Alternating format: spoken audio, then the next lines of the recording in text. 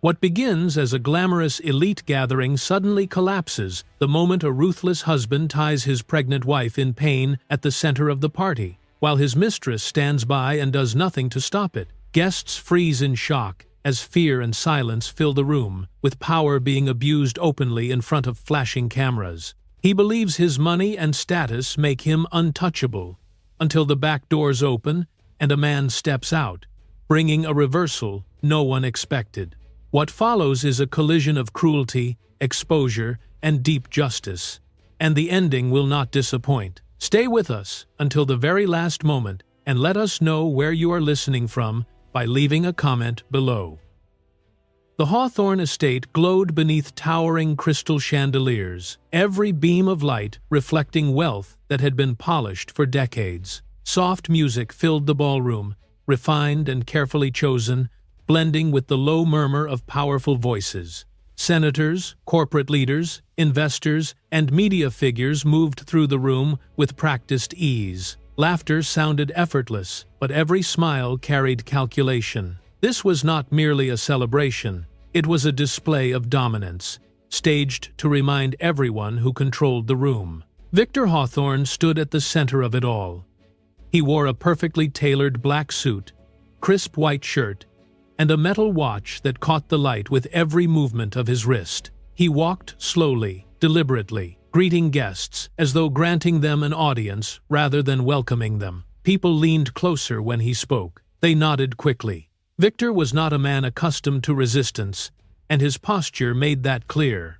At his side stood Evelyn Moore, elegant in a wine-red evening dress that hugged her slim frame. She matched the setting flawlessly, young, confident, and sharp. Her smile was practiced, her laughter light, but her eyes constantly flicked toward the entrance of the ballroom.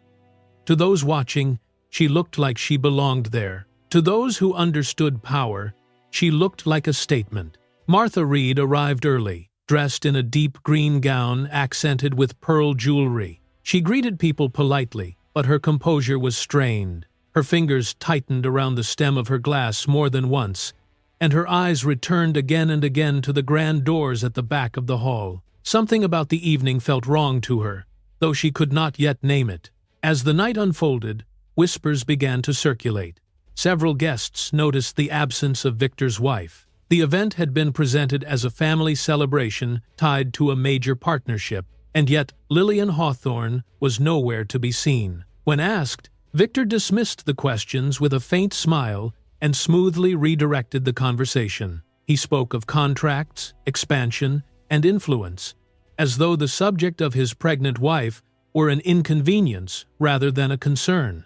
Evelyn reinforced the misdirection with subtle remarks. She suggested that Lillian was unwell, or that she preferred to rest, or that she simply was not suited for such a demanding evening. Her tone was gentle, almost caring, but the implication was clear. Lillian did not belong in this world. Not tonight. Cameras flashed as journalists captured Victor and Evelyn together. More than one photograph framed them like a couple hosting the event. Victor did nothing to correct the impression. He stood comfortably beside Evelyn, his hand occasionally resting near hers, his attention never drifting toward the empty space where his wife should have been. Martha watched this from across the room, her chest tightening. She recognized the arrangement, the quiet cruelty of omission. She took a seat near the edge of the ballroom, her gaze fixed on the entrance, waiting for something she feared and hoped for at the same time. The music continued, but conversations faltered. There was a tension beneath the elegance, a sense that the evening was balanced on something fragile. Guests lowered their voices without knowing why. Even the servers moved more carefully, as though the air itself had grown heavy. Then the doors opened. Lillian Hawthorne stepped inside, her arrival unannounced and unmistakable. She wore a light sky-blue maternity dress, simple and elegant, but visibly wrinkled from the strain of the day. Her long brown hair was slightly disheveled, and exhaustion lined her face. One hand instinctively rested over her 7-month pregnant belly, protective and unconscious. A hush rippled through the room. Heads turned, eyes lingered. Some guests looked away immediately, uncomfortable. Others stared, curiosity mixed with something darker. Lillian paused just inside the doorway, steadying herself as the weight of the room pressed in. Martha rose halfway from her seat, relief and fear colliding in her expression. She wanted to rush to her daughter, to shield her from the gaze of so many strangers, but she hesitated. The silence around her felt thick, almost restraining. Evelyn turned slowly. She took in Lillian's appearance from head to toe, then smiled. It was not a welcoming smile. It was the smile of someone who had been waiting. A quiet sense of victory flickered across her face before she masked it behind polished composure. Victor turned fully toward his wife. His expression hardened, eyes cooling, as if the warmth of the room had never reached him. He did not move immediately. He simply looked at her, assessing, measuring, as though she were a problem arriving late to a meeting. Lillian took a few careful steps forward and stopped near the center of the ballroom. The crowd parted slightly, creating a subtle circle around her. She opened her mouth to speak, perhaps to offer a greeting, perhaps an explanation, but the words caught in her throat. The pressure of so many eyes made her chest tighten. Several guests shifted uncomfortably. A few checked their phones. Others pretended to study the decor. No one stepped forward. Victor began walking toward her. His pace was slow, deliberate, each step echoing softly against the marble floor. The music seemed distant now, as though it were playing in another building. Lillian watched him approach, her hand tightening over her belly. Evelyn remained where she was, arms folding lightly across her chest. She did not need to intervene. She trusted Victor to handle this. Martha whispered Lillian's name, barely audible. Lillian glanced toward her mother, eyes glistening with fear and relief. It was a fleeting connection, broken as Victor closed the distance between them. He stopped directly in front of Lillian. They stood close enough that she could smell his cologne, sharp and expensive. Victor leaned slightly forward, lowering his voice just enough to command attention without raising it. Around them, the ballroom held its breath. The laughter, the music, the illusion of celebration had all receded. What remained was a room full of people watching, waiting, uncertain whether they were witnessing a private confrontation or the opening act of something far worse. Victor slipped one hand into the pocket of his jacket. At that moment, the final trace of comfort drained from the room, and whatever this night had been meant to celebrate quietly ceased to matter. Victor's voice cut through the silence with a calm that felt rehearsed. He told Lillian to kneel, not loudly, not in anger, but with the certainty of someone used to being obeyed. The words hung in the air for a heartbeat before they landed. Lillian froze.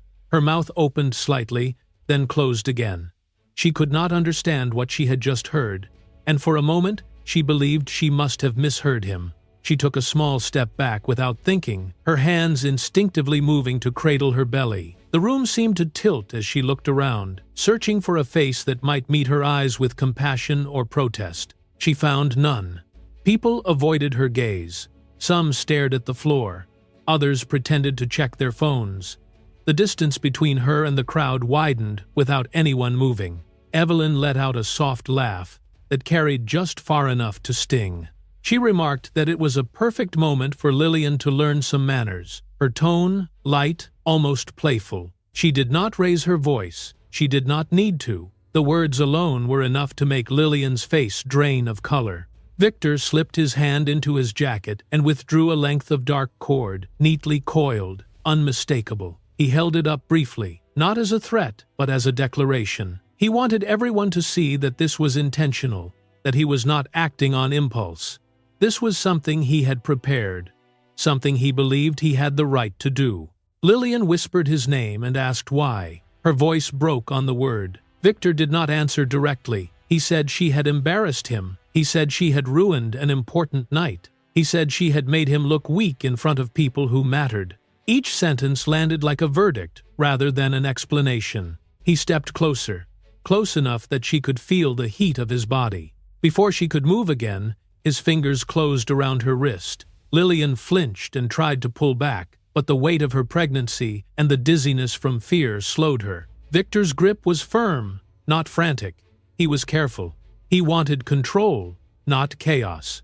He pulled her hands forward, positioning her exactly where he wanted her, turning her body slightly so the room had a clear view. This was not about speed. It was about exposure. Lillian pleaded, reminding him that she was 7 months pregnant, that stress could hurt the baby. Victor replied that the baby was precisely why she needed to listen. The words twisted her plea into something that trapped her further. The cord brushed against her skin, cold and unfamiliar. Victor wrapped the first loop around her wrists. Lillian's breathing quickened as panic surged. She tried to keep her movements small, afraid that struggling too much would make him tighten it further. The room felt smaller with every second. Evelyn tilted her head as she watched, her expression one of fascination rather than shock. She murmured something under her breath, meant only for Lillian, something cruel and dismissive that made Lillian's thoughts scatter.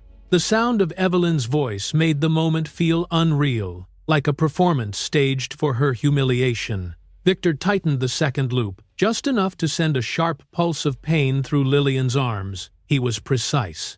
He knew exactly how much pressure to apply. Lillian gasped and tried to draw her hands back toward her chest, but he held them steady, finishing the knot with practiced efficiency. Around them, no one moved. Martha took a step forward and then stopped, her face pale, her body trembling. She understood that any sudden reaction could provoke Victor further. The fear in the room was not loud. It was disciplined, controlled, and that made it more dangerous. Victor lowered himself slightly and secured the knot with a final pull. He made it neat, deliberate. The care he took was a statement in itself. When he was done, he let go of Lillian's wrists and straightened, leaving her bound in the center of the ballroom. With a sharp tug on the cord, he forced her downward.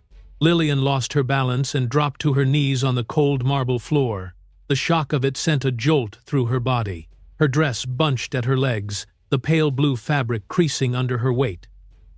She cried out softly, more in fear than pain, and tried to curl inward, but the binding limited her movement. Tears blurred her vision as she struggled to breathe evenly. One hand strained toward her belly, desperate to protect the life inside her, but the cord cut that movement short. Her shoulders shook as she sobbed, the sound raw and uncontrollable. She was not afraid of being seen like this.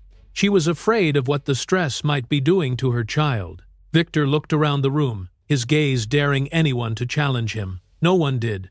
Heads bowed, eyes turned away. The silence thickened until it felt complicit, as though the walls themselves had agreed with him. Evelyn stepped closer, stopping at his side. She did not touch Lillian. She did not need to. Her words floated down like ash, quiet and cutting. She commented on how fitting the scene looked, how consequences had finally arrived. Each remark was delivered with the softness of someone confident she would not be stopped. Lillian lifted her face and looked at Victor, searching for something human, a flicker of remorse, a sign of hesitation. She found none.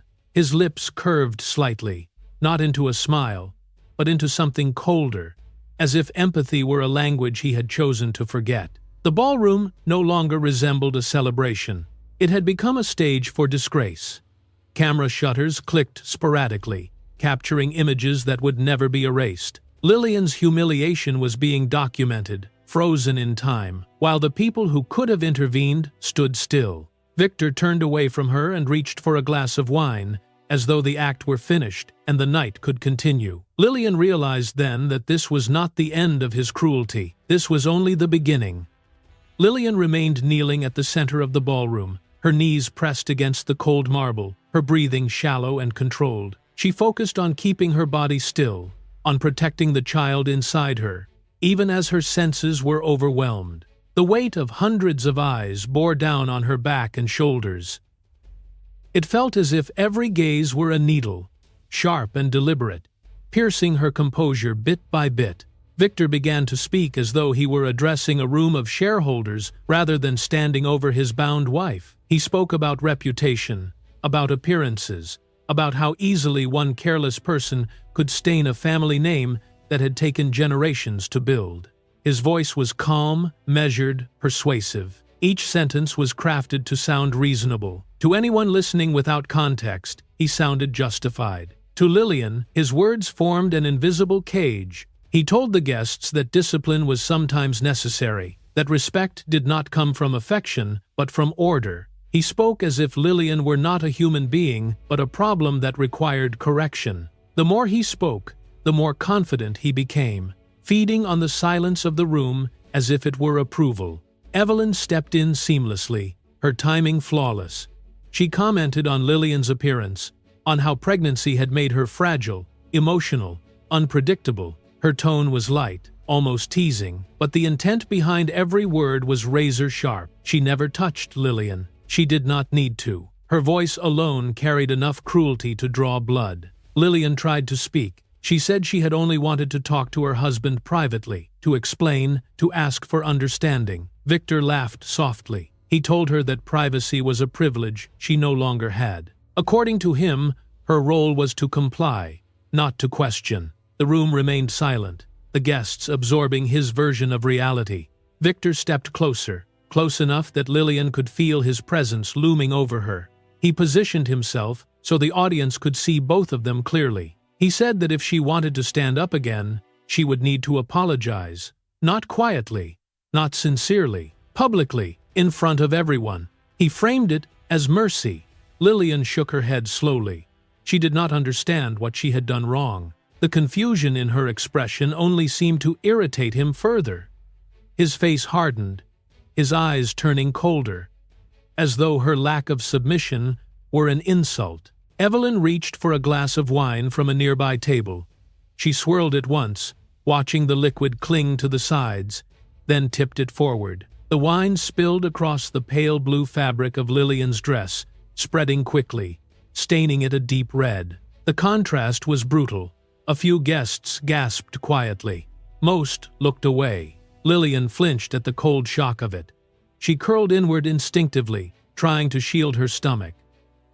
Her breath caught in her throat as nausea rose, the sharp scent of alcohol making her head spin. Tears filled her eyes, not only from humiliation but from fear. She worried about what the stress, the smell, the sudden movement might be doing to her baby. Several guests nearby turned their backs, pretending not to see. Their discomfort translated into avoidance rather than action. Politeness became cruelty in disguise. Martha stood rigid at the edge of the room, her jaw clenched so tightly it trembled. She wanted to run to her daughter, to tear the cord from her wrists, to scream at Victor until her voice broke, but she saw the calculation in his eyes. She understood that he was daring someone to interfere, waiting for an excuse to escalate.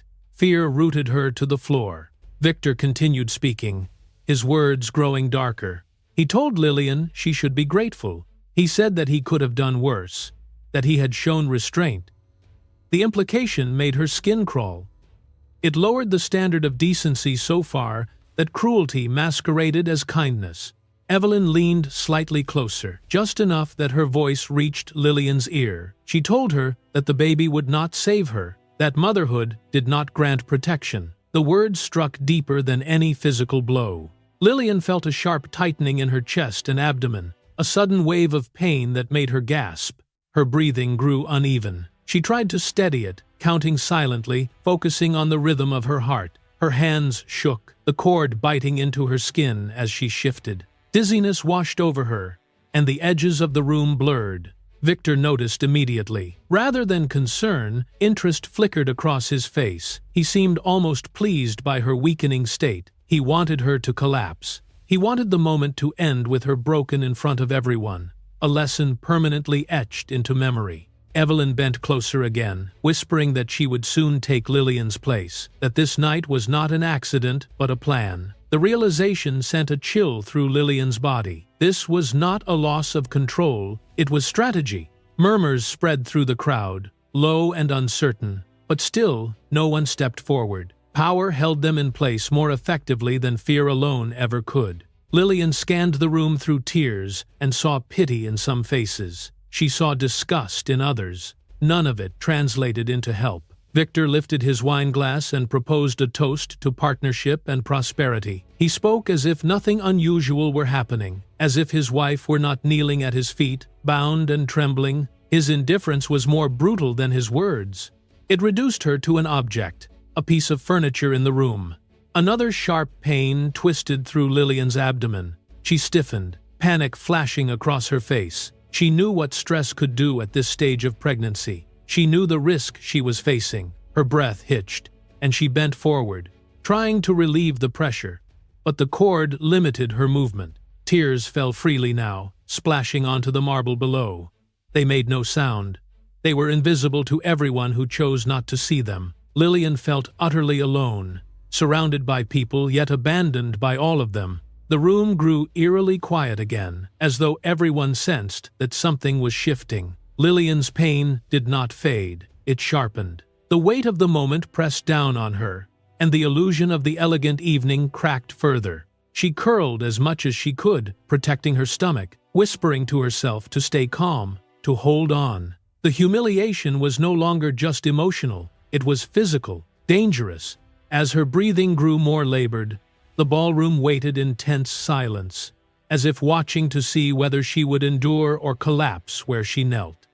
Lillian's body trembled as another wave of pain rolled through her abdomen. She forced herself to inhale slowly, then exhale, counting in her head the way the doctor had once taught her. Victor watched her struggle and answered her request to sit with a flat refusal. He said she would remain exactly where she was until he decided otherwise. The certainty in his tone made it clear that mercy was not part of the evening. She tried to shift her weight to relieve the pressure building in her lower back and belly. The cord tightened as she moved, biting into her wrists and sending a sharp ache up her arms. Every small adjustment came with a cost. Her knees ached against the marble floor, and the lights above seemed suddenly too bright, too close, as if they were pressing down on her. Evelyn smiled and commented that Lillian always knew how to attract attention. She said it lightly, as if delivering a joke at a dinner table. To her, the risk to a pregnant woman was entertainment. Lillian lowered her gaze, fighting the urge to retch as the scent of wine and perfume mixed in the air. Victor looked at Lillian with open disgust and told her she was ruining his night. He said everything had been perfect before she arrived, and that he would not allow her to contaminate what he had built. To him, this evening was about image, and Lillian was a flaw he intended to erase. His voice carried no anger, only irritation, which made it more chilling. Martha stood several steps away, her hands shaking at her sides. She calculated every possible move, and rejected them one by one. Any sudden action could provoke Victor, and she knew he was enjoying the control too much to stop himself. She watched him closely and realized he was not reacting, he was performing. A few guests began to drift backward, creating space between themselves and the scene. They chose distance over responsibility, safety over conscience. The room felt larger and lonelier at the same time, as if Lillian were shrinking at its center. Her heart began to race. A ringing filled her ears, and the chandelier lights blurred into streaks of gold. She pressed her lips together and focused on the baby, silently urging the tiny heartbeat inside her to stay calm. She told herself that if she could remain steady, if she could keep her breathing even, she might keep the worst from happening. Victor continued speaking, layering accusation over accusation. He demanded that Lillian admit fault, that she confess to humiliating him. He wanted her to say the words out loud, to turn herself into the villain of the story he was telling. His insistence was relentless, a slow tightening of pressure meant to break her will. Evelyn added another reminder that she would soon replace Lillian. Her voice was sweet, almost affectionate, as she spoke of a future where Lillian no longer existed in Victor's world. The intention was not just to hurt, it was to extinguish hope. Lillian closed her eyes to keep from crying out. She feared that any loud sound might trigger Victor further, or worse, increase the stress pounding through her body. She concentrated on shallow breaths, careful not to let panic take over, even as pain pulsed in dull, warning waves. Victor leaned closer and told her he would teach her obedience right there, in front of everyone. He did not need a reason. The threat was not shouted, it was delivered calmly, which made it more terrifying. Lillian understood that in his mind, he was justified. The air in the ballroom grew heavy, as if oxygen itself were thinning. The elegance of the space turned suffocating. The polished floors and glittering lights became a cage built of wealth and silence. No one spoke, no one moved. Martha looked around desperately for help, but every face she met was frozen. Influence and fear held them in place. She felt the weight of her own helplessness and hated herself for it. even though she knew she had been cornered as effectively as her daughter. Another surge of pain seized Lillian's abdomen. She gasped despite herself, the sound sharp and involuntary. Her voice shook as she tried to steady her breathing again, but the effort only made her chest ache. Tears gathered at the corners of her eyes, blurring her vision. Victor reacted to her pain, not with concern, but with annoyance. He accused her of dramatizing the moment, of attempting to manipulate the room. He said she was sabotaging his event, as if the pain were a choice she had made. The cruelty lay not just in his words, but in his refusal to acknowledge her humanity. Evelyn straightened and smoothed her red dress, her posture regal. She looked as though she were attending a coronation rather than witnessing a woman in distress. She believed that Lillian's collapse would clear her own path forward, and that belief gave her confidence. Lillian bent forward more deeply, her forehead nearly touching the floor. The edges of her vision darkened. She felt the world narrowing, sound muffled, movement slowed. She whispered to herself to hold on, to stay present, to keep her child safe for just a little longer. A faint sound echoed from the direction of the ballroom doors, so soft it barely registered. No one turned. The moment still belonged to Victor, and he knew it. He stood tall, surveying the room, considering what to do next. Evelyn remained focused on Lillian, too absorbed in the sense of victory to notice anything else. She believed the night was unfolding exactly as planned. Lillian's hands clenched within the cord as another contraction like pain rippled through her. She struggled to stay upright, her strength fading. The room seemed to sway around her, and she wondered how much longer she could endure. Then, slowly, deliberately, the large doors at the back of the ballroom began to open. A current of cooler air slipped inside, carrying with it a different quality of light. Heads turned almost instinctively. The shift was subtle, but undeniable. For the first time that night, Victor's attention wavered. The heavy doors at the back of the ballroom opened wider, and the sound of their hinges echoed clearly through the silence. It was not loud, yet it cut through the room like a blade. The air that had been thick with Victor's authority shifted in an instant, as if something unseen had cracked. A man stepped inside with a measured, unhurried stride. He did not rush. He did not pause. His movement was steady and deliberate, as though the room itself were required to adjust to him. He wore a classic black suit, a white shirt, and a dark gray tie. Nothing about his clothing was flashy, yet everything about him spoke of old power, of influence that did not need to announce itself. The lights reflected off his silver hair as he crossed the threshold. His face was calm, composed to the point of severity. There was no curiosity in his eyes, no surprise. What he carried instead was a controlled stillness, the kind forged by decades of command. The guests froze. Conversations died instantly. No one dared to breathe too deeply.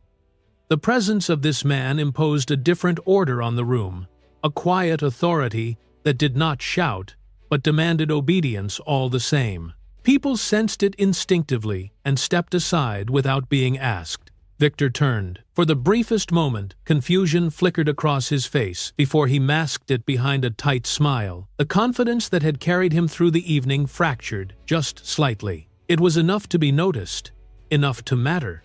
Evelyn shifted backward by half a step. Her fingers curled inward as she clasped her own hand, knuckles whitening. The smile she had worn so easily moments before stiffened, settling into something brittle and artificial. She did not speak. The man did not say a word as he looked around the ballroom. He allowed the silence to stretch, to press down on every guest, forcing them to confront what they were witnessing. His gaze moved slowly, deliberately, until it reached the center of the room. It stopped on Lillian. She was still kneeling, her posture unsteady, her wrists bound. The cord against her skin was impossible to miss. For a fraction of a second, the man's eyes darkened. The calm did not vanish, but something colder replaced it, like a storm gathering behind steel. His gaze dropped to the red wine, staining the pale blue fabric of her dress. The contrast was stark and unmistakable. That detail alone told a story that required no explanation. Martha felt her breath catch when she recognized him. Her body trembled before she could stop it. Relief surged through her chest, followed immediately by fear. Help had arrived, but it had arrived late, and she did not know what damage had already been done. Victor attempted a laugh. It sounded hollow even to his own ears. He moved his mouth as if to welcome the man, to frame him as a guest, an equal, someone who could be managed. The other man did not respond. He did not acknowledge Victor at all. Instead, he took another step forward. The crowd parted further, creating a clear path without realizing they were doing it. No one wanted to be in his way. The instinct to yield overrode curiosity, loyalty, and fear alike. Evelyn tried to speak. She gathered herself, lifted her chin, and attempted a greeting. The words caught in her throat. Her voice failed her, leaving her mouth open in silence. She swallowed and looked away.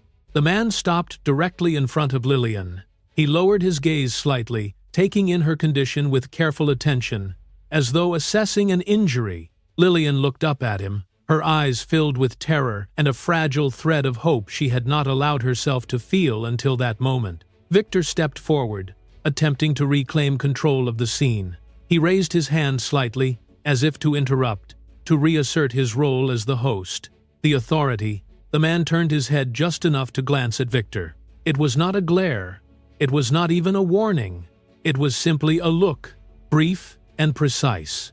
Victor stopped. The room remained utterly silent. There was no music, no clinking of glasses, only the sound of Lillian's uneven breathing and the weight of expectation pressing down on everyone present. The man inhaled slowly, deeply. The controlled movement suggested restraint, not hesitation. It was the pause of someone choosing how much force to apply. When he finally spoke, his voice was low and steady, each word distinct. It was not a greeting. It was not an introduction. It was an order. The command was simple, unmistakable, and delivered without emotion. Its authority did not come from volume, but from certainty. Victor swallowed hard. His eyes darted around the room, searching for a way to regain ground, to turn the moment back in his favor. He found none. The shift was already complete. Evelyn stood frozen, her body rigid. The confidence that had fueled her cruelty drained away, leaving fear in its place. She did not move. She did not speak. She could only watch. Lillian felt tears spill down her cheeks as the words sank in. She did not fully understand what would happen next, but she understood this much. For the first time that night, someone in the room did not bow to Victor Hawthorne. The guests remained motionless, uncertain whether they were permitted to react. They had followed Victor's lead for years, measuring their behavior by his approval. Now that approval meant nothing. The hierarchy had shifted, and they felt it instinctively. Martha pressed a hand to her mouth, fighting the urge to cry out. She held herself still, afraid that any movement might shatter the fragile moment. Victor's face tightened. The smooth mask he had worn all evening began to crack, revealing strain beneath. He opened his mouth as if to argue, then closed it again. The man's presence left no room for negotiation. The ballroom no longer belonged to Victor. The chandeliers still glowed. The decor remained immaculate. But the power that had defined the evening had changed hands. Lillian lowered her head slightly, her tears falling freely now. They were no longer tears of humiliation alone. They were tears of recognition, of the sudden awareness that the cruelty surrounding her was no longer absolute. The man remained where he was, his attention fixed on her, not yet acting, not yet escalating. His restraint was deliberate. It allowed the reality of the moment to settle, to imprint itself on everyone watching. As the silence stretched on, it became clear that the celebration was over. Whatever this night had been meant to showcase no longer mattered. What remained was judgment, waiting just beyond the next breath. And for the first time, Victor Hawthorne stood in a room where his will was no longer the final word. The man finally spoke, and when he did not raise his voice. He stated his name clearly, Charles Hawthorne. The words landed like a seal pressed into wax. Several guests stiffened as recognition spread. Faces paled. Whispers died before they could form. Influence moved through the room without a sound. Charles did not waste a second. He ordered Victor to remove the cord immediately. There was no question in his tone, no space for discussion. It was a directive, plain and final. He did not ask why it had happened. He did not ask how Lillian felt. He commanded the only thing that mattered in that moment. Victor tried to recover by calling it a family matter. He attempted to frame the scene as private discipline, something outsiders had no right to judge. Charles answered calmly, his words measured and sharp. He said that family did not grant permission for cruelty. He said that the presence of bloodlines did not excuse harm. The simplicity of the statement left Victor with nowhere to hide. Lillian shook where she knelt. She looked at Victor, then at Charles, fear flickering across her face. She expected Victor to explode, to lash out now that his authority had been challenged. Instead, Charles stood firm, unmoving, a solid barrier between her and whatever Victor might attempt. The steadiness was unfamiliar and overwhelming. Victor hesitated. He did not want to untie the cord, but he did not dare to challenge Charles directly. His jaw tightened. His eyes blinked too quickly. For the first time that night, uncertainty crept into his posture. The man who had controlled the room moments earlier now struggled to decide his next move. Charles lowered himself closer to Lillian. His movement was deliberate, careful not to startle her. He spoke to her softly and told her she did not need to apologize to anyone. He said she had done nothing wrong. The words broke through her composure. Lillian began to cry, the sound quiet and shaking, relief mixing with exhaustion. No one had defended her until now. No one had named her innocence out loud. Charles extended his hand toward the cord binding her wrists, then paused. He looked up at Victor. The pause carried meaning. It was an invitation and a warning at the same time. Charles wanted Victor to understand that every movement from this point forward would be witnessed and remembered. Victor swallowed and bent down. His hands trembled as he reached for the knot. The cord had been tied by him. The responsibility could not be transferred. He loosened the first loop with visible reluctance, his fingers stiff, his face tight with restrained anger. The second loop followed, slower, as though each second dragged him further from the control he had enjoyed. The cord slipped free and fell to the floor. Lillian recoiled instinctively, pulling her hands back to her chest.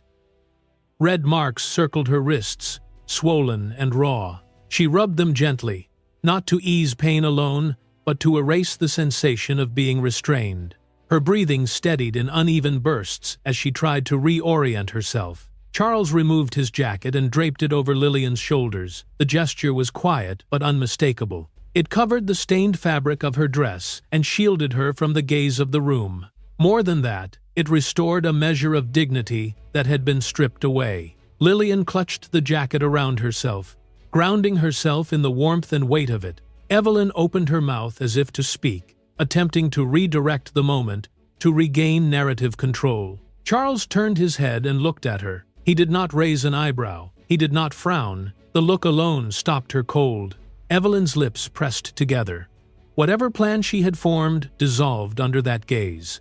Charles addressed Evelyn directly. He asked her, in a voice stripped of ornament, what exactly she had been smiling about. The question was not loud. It did not accuse. It simply demanded accountability. Evelyn stammered. She searched for a reply and found none. The confidence that had fueled her earlier cruelty evaporated. Martha stepped forward a few careful steps, tears spilling freely now that restraint was no longer required. She stopped herself just short of Lillian, afraid to overwhelm her. Charles nodded to Martha, a brief acknowledgement meant to reassure her that the worst had passed. The nod steadied Martha more than words could have. Charles set boundaries clearly and without ambiguity. He said no one would insult Lillian again.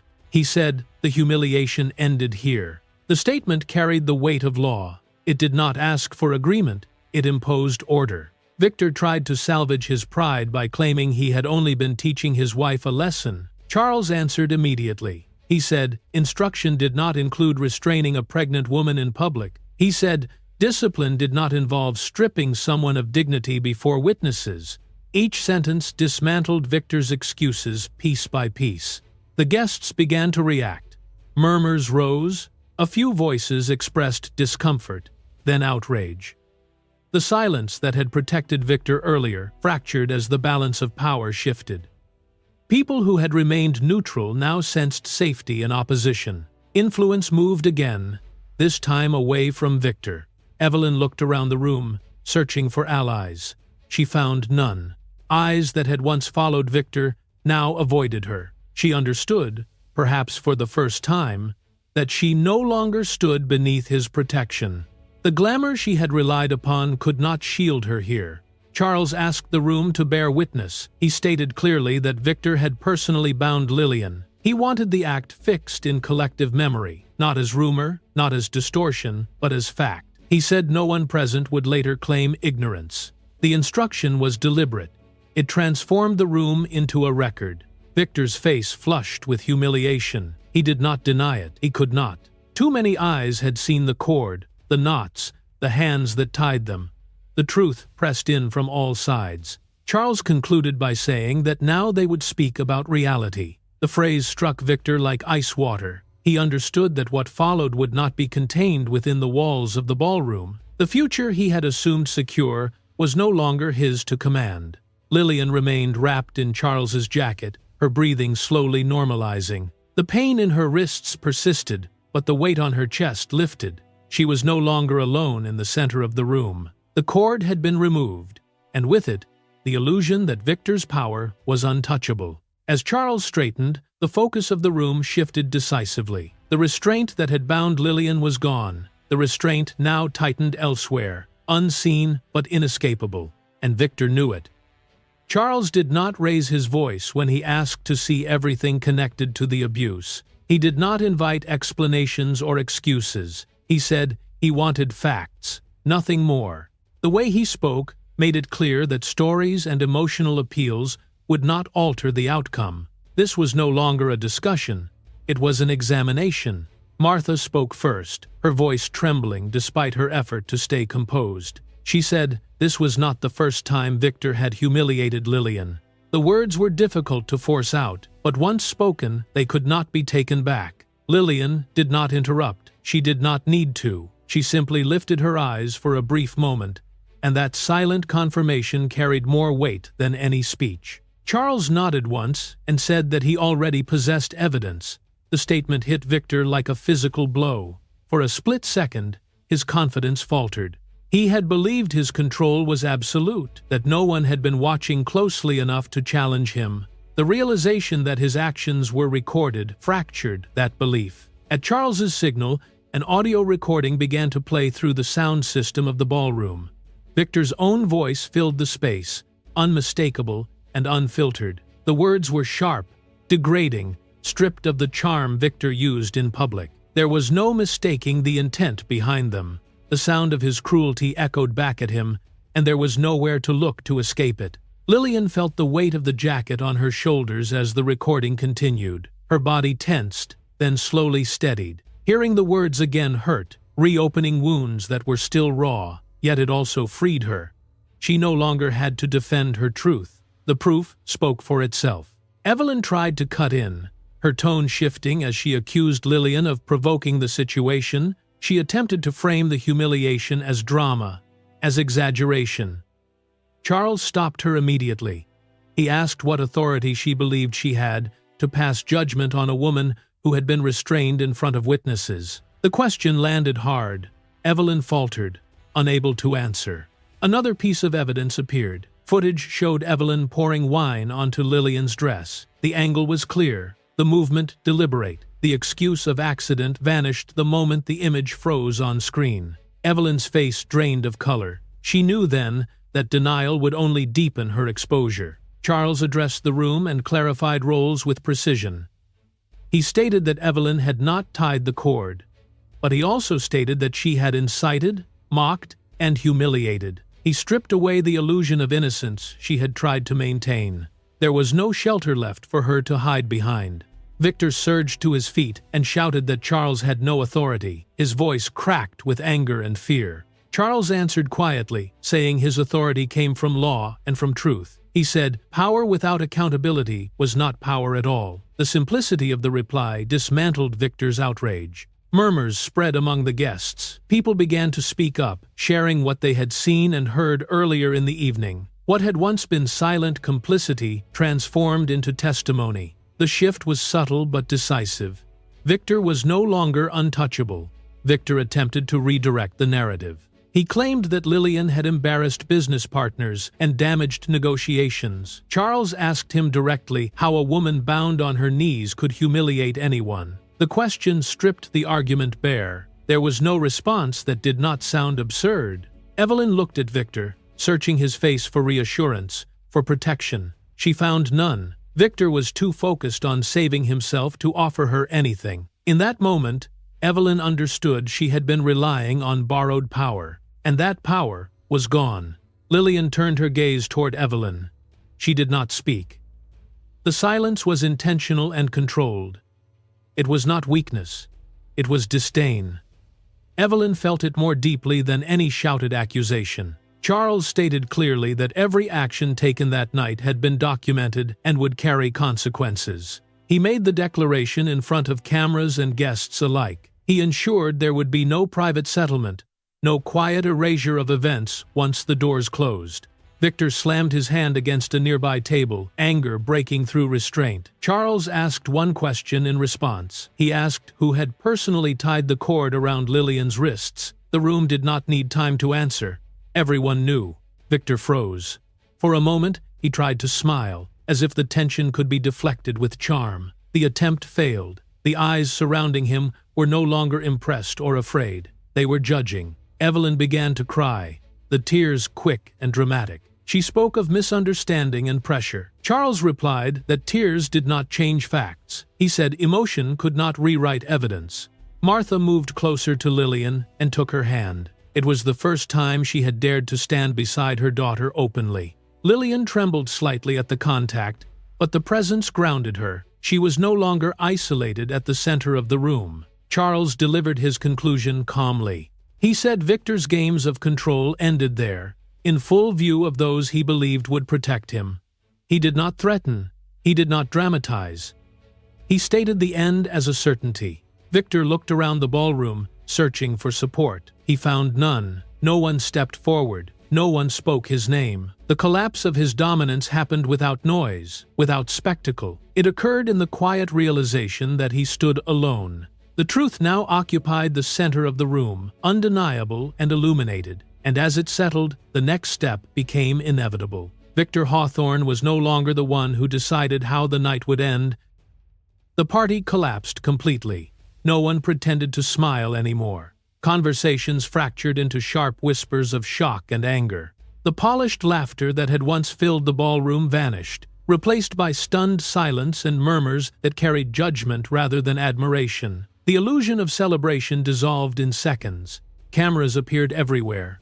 Reporters pressed forward, lenses lifting, flashes firing in rapid bursts, the sound of shutters layered over the low hum of voices. Victor tried to shield his face with posture and pride, lifting his chin as if arrogance could still protect him. It failed. The cameras did not flinch. They captured every line of strain, tightening his expression. Charles stepped forward and directed Victor away from the center of the room. His words were calm but absolute. He said Victor no longer had the standing to occupy that space. The statement cut deeper than insult. It removed Victor from the stage he had built for himself. Victor took an impulsive step toward Lillian, his movement sharp and threatening. Charles shifted instantly, placing himself between them. He did not raise his hands or his voice. He simply took one step forward. That single movement was enough. Victor stopped. The distance between them became a boundary Victor did not dare cross. Evelyn clung to the eyes of the guests, her stare filled with contempt and desperation. She searched for admiration, for approval, for anything that might still elevate her. What she found instead was indifference. The realization struck her hard. Charm and cruelty could not save her now. Across the room, voices rose as partners and investors spoke into phones. Several deals were withdrawn on the spot. Words like canceled and suspended cut through the air. Victor heard them and felt the impact immediately. His face drained of color as he understood what was happening. Money was leaving him. Influence was slipping away in real time. Victor tried to regain control by raising his voice. He insisted it was all a misunderstanding. The louder he spoke, the clearer his panic became. Each protest sounded less convincing than the last. His denial exposed fear rather than strength. Charles turned his attention to Lillian. He said she needed to be moved away from the center of attention. He prioritized her mental safety over argument or spectacle. The instruction was swift and protective, and it shifted the focus of the room.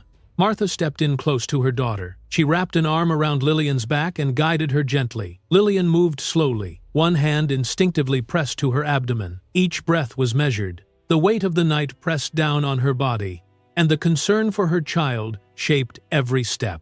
As Lillian was led away, Evelyn called out one last sharp remark. The words were bitter, meant to wound even as the balance turned against her. Charles turned back immediately and ordered Evelyn to be silent in front of everyone present. The command was public and final. Evelyn froze, humiliated and exposed. Guests began to leave the ballroom, not out of boredom, but out of shock.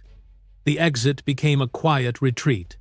Their departure marked the collapse of Victor's authority. The room emptied not because the night had ended, but because its power center had shattered. Victor remained standing in the middle of the space. The ballroom felt unfamiliar now, like a house that no longer recognized its owner. He stared at the wineglass in his hand. The symbol of celebration and dominance meant nothing. He set it down without ceremony, as if realizing too late it had never defined him. Charles spoke again, addressing the process that would follow.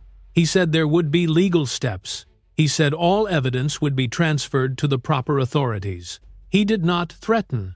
He did not dramatize. He spoke with the certainty of someone who expected results rather than applause. Evelyn began to unravel. Her voice rose as she asked Victor what they should do. Her question echoed with panic.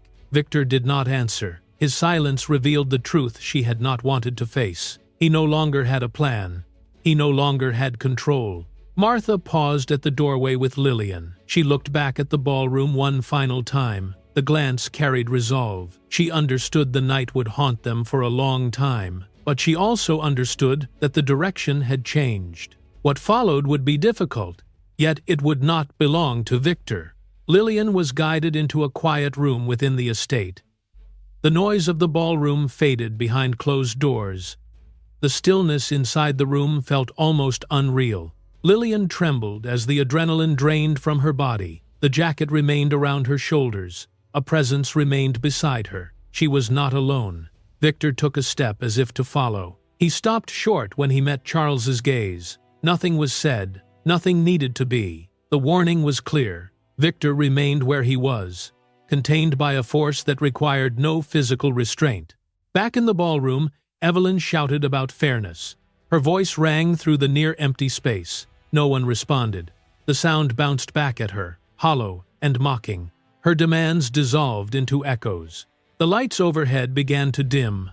One by one, sections of the ballroom fell into shadow. The change resembled the lowering of a curtain at the end of a performance. Victor stood in the remaining pool of light, exposed and stripped of illusion. Charles prepared to leave. Before doing so, he delivered one final sentence. He said that what had happened tonight was only the beginning of the cost Victor would pay. The words were not loud, they were deliberate, they carried promise. When Charles turned away, the room felt colder. The quiet that followed was heavy and unavoidable. Victor remained standing as the last light faded around him. Behind closed doors, Lillian focused on her breathing. Each inhale was slow. Each exhale anchored her to the present. The chaos of the ballroom receded. Ahead waited a different kind of battle, one governed not by spectacle, but by judgment. The night had ended, but the reckoning had only begun. The news spread faster than anyone expected. By morning, the story had escaped every attempt to contain it. Headlines repeated the same detail with relentless precision. Victor Hawthorne had personally tied his pregnant wife in front of a room full of witnesses. The wording did not soften. The detail did not change. No amount of influence could erase that image. Charles moved immediately. He initiated the process of delivering evidence to the appropriate authorities. Every recording, every photograph, every witness statement was organized and transferred with care. He worked methodically, closing doors Victor once believed were permanently open. There would be no back channels. There would be no quiet negotiations. Victor began making calls. One by one, the numbers that had always answered now went silent. Former allies declined meetings. Messages were left unread. The social circle that had once surrounded him dissolved with remarkable speed. He realized too late that loyalty had never been personal. It had been conditional. Evelyn stayed close to Victor, clinging to him as if proximity might still offer protection. To Victor, her presence now felt heavy. She was no longer an asset. She was a reminder of scandal, a visible trace of everything unraveling around him. He did not push her away, but his eyes no longer sought hers. Martha remained with Lillian. She spoke gently, reminding her daughter to breathe and to conserve her strength. She said justice required patience and that the baby mattered more than urgency. Lillian listened, her hand resting over her abdomen, grounding herself in the steady rhythm beneath her palm. The marks on Lillian's wrists had not faded. They were red and tender, a physical echo of what she had endured. Emotionally, the aftermath weighed heavily. Shame surfaced in quiet waves, followed by anger, then exhaustion. Yet Charles's presence offered a sense of protection she had not felt in a long time. Someone was standing between her and the world. Victor attempted to construct a new narrative. He suggested that Lillian was emotionally unstable, that stress had distorted her perception. The claim collapsed instantly. Too many cameras had recorded the moment. Too many people had seen the cord, the knots, the restraint. The truth did not bend. Evelyn sought the spotlight in a different way.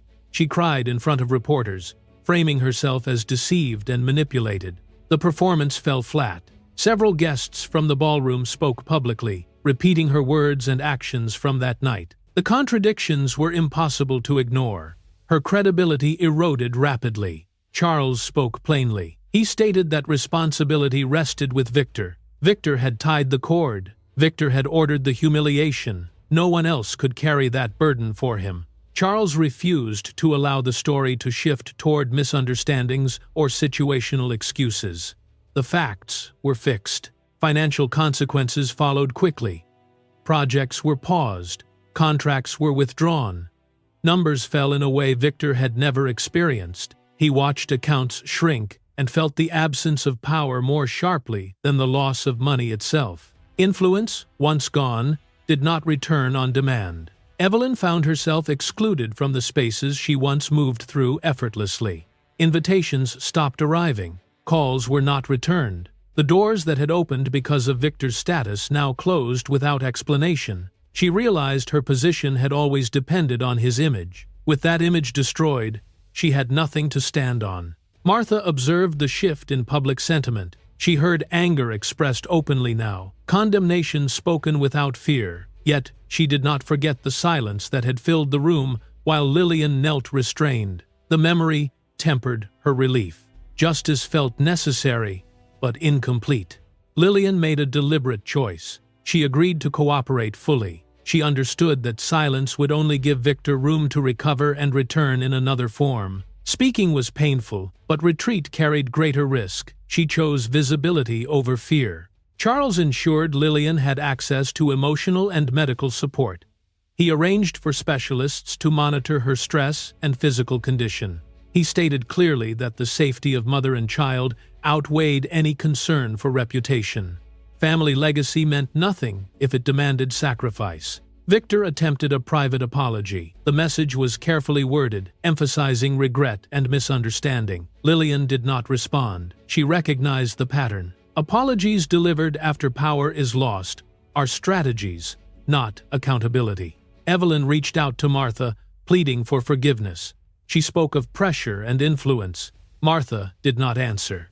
Forgiveness could not replace protection, and it could not undo harm. Silence became her boundary. Victor was forced to confront the reality that his actions had become a symbol. No longer seen as a powerful executive, he was now referenced as an example of abuse. The shift was complete and irreversible. Public perception had crystallized. Charles remarked that justice did not need spectacle, only thoroughness. He reminded those involved that Victor had chosen a public act of cruelty. The response, therefore, would be equally public. Transparency was not punishment, it was consequence. Lillian noticed a subtle change within herself. The fear had not vanished, but it no longer dominated every thought. knowing she was not alone, allowed space for calm to return. She still worried about the future, but safeguards now existed where isolation once lived. Victor stood at a crossroads with no clear path forward. He understood that the greatest loss was not financial. It was the loss of control, the inability to intimidate or silence. The power to humiliate had been stripped away. As the process moved forward, the focus shifted from spectacle to judgment. Statements were reviewed. Timelines were established. The noise faded, replaced by structure. The reckoning progressed steadily. For Lillian, dawn arrived quietly. It did not erase the night, but it softened its edges. In that light, she felt the beginning of something new. Not relief, not victory, but the first real sense of safety she had known in a long time. Victor watched from the margins, aware that nothing stood between him and consequence anymore. The world had seen, the record was complete, and the cost he would pay had only begun to take shape. Lillian devoted herself to healing. The days after the night of the party were quiet by design. She practiced slow breathing, letting each inhale settle her chest and each exhale release tension. Doctors advised calm, and she followed it carefully, understanding that her steadiness mattered not only to her own recovery, but to the life growing inside her. The fear did not vanish at once, yet it loosened its grip as routine returned. Martha stayed close. She sat beside her daughter during long hours, offering presence rather than pressure. She spoke openly about the moments she had frozen in the ballroom, the helplessness that had rooted her feet. She apologized for not stepping forward sooner. Lillian listened and nodded. She understood her mother's fear and accepted it without resentment. Forgiveness did not erase the past, but it cleared space for trust. Charles continued to protect Lillian through action rather than speeches. He ensured the environment around her remained stable and secure. Appointments were discreet. Access was controlled. When he was nearby, the air felt safer. His calm steadiness created a boundary that no one attempted to cross. Lillian did not need reassurance when she could see protection taking shape around her. One afternoon, Lillian noticed the marks on her wrists had faded to faint lines. She traced them gently and recognized them as milestones rather than wounds. They reminded her of what had happened and of what she had survived. The memory no longer overwhelmed her. It informed her resolve. She made a decision not to let humiliation define her identity. The night in the ballroom would not be the sum of her story. She reframed it as a point of change, a reason to stand so that no one else would be forced to kneel as she had. The choice brought clarity. Purpose replaced shame. Martha helped her select a quiet place to rest, away from noise and judgment. The pale blue maternity dress that had once been soaked in wine took on a new meaning. It became a symbol of endurance rather than disgrace. Lillian wore it without flinching, reclaiming it as her own. Each day, Lillian spoke to her child. She rested a hand over her belly and shared steady words. She told her baby that fear would not shape their beginning. She said strength did not mean hardness, but persistence. The rhythm beneath her palm answered her with gentle certainty. Charles reminded Lillian that justice was not vengeance. Ending abusive power mattered more than inflicting pain. He encouraged a future built cleanly, without dragging the weight of hatred forward. Lillian absorbed the message. Letting go did not mean forgetting. It meant choosing a path that protected her child. Evelyn attempted to re-enter Victor's life, but found nothing left to claim. Victor no longer had influence to offer, no doors to open. Evelyn recognized too late that what she loved had never been him. It had been the authority that surrounded him. Without it, the connection dissolved. Victor faced social consequences that money could not erase. People recognized him in public and looked away. Conversations ended when he approached. The isolation pressed in, more cutting than financial loss. The identity he had curated collapsed under the weight of public memory. Lillian felt the fear inside her diminish. As she understood Victor no longer held control over her life, she did not need to prove victory with anger. Freedom revealed itself in the absence of threat. Each day without intrusion strengthened her confidence. Martha and Lillian agreed on a principle they would carry forward. Silence had nearly destroyed them. From now on, they would speak when it mattered, with intention and care. Truth would be their safeguard. Charles watched mother and daughter from a respectful distance. He understood that rescue was not a single moment, it was continuity. Real restoration lived in ordinary days that followed without fear. He measured success by calm mornings and uninterrupted rest. Lillian learned to move slowly again. She treated herself with the same patience she offered her child. Healing did not require speed, it required consistency. She allowed herself pauses without guilt. Victor attempted to reshape his image with statements and explanations. None of it mattered. The image of him tying a pregnant woman's wrists in public remained fixed. Words could not overwrite what had been witnessed. Evelyn lost the persona she once relied upon. The elegance she performed dissolved under scrutiny. She encountered the same contempt she had once directed outward. The reversal was complete. Lillian began to look toward the future with different questions. She no longer asked why this had happened. She asked how she would protect her child and herself. The shift grounded her decisions. Martha embraced Lillian and spoke with quiet certainty. Even if the recovery came late, they had stood up. Lillian answered that standing was the one thing Victor could never take again. Charles offered a final promise, not as a threat, but as assurance.